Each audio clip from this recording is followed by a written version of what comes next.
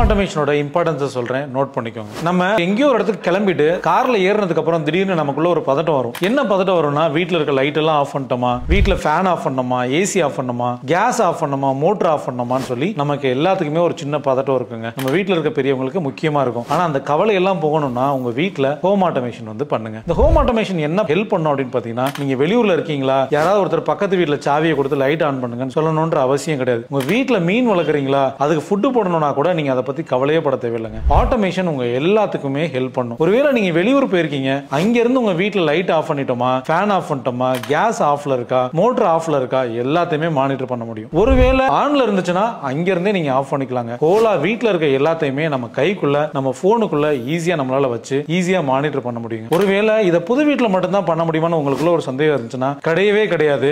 எதுல வேணாலும் பண்ணலாம், எந்த வீட்டில் வேணாலும் பண்ணலாம், குடியிருக்க வீட்லயும் பண்ண முடியும். பிரைஸ் வந்து பாத்தீங்கன்னா சிம்பிளா ஒரு 10,000 ரூபாயில இருந்தே பண்ண முடியுங்க. இதுக்காக புதுசா வயரிங் பண்ணணுமா கிடையாது. ஏற்கனவே இருக்க சுவிட்ச் போர்ட்லயே நீங்க வந்து பண்ணிக்கலாம். ஒருவேளை இது ரிலேட்டடா உங்களுக்கு ஏதாவது கிளாரிபிகேஷன் இருந்தாலோ, டவுட் இருந்தாலோ எங்களை நீங்க கூப்பிட்டீங்கன்னா கண்டிப்பா அதுக்கு ஹெல்ப் பண்ணுவோம். தேங்க்யூ.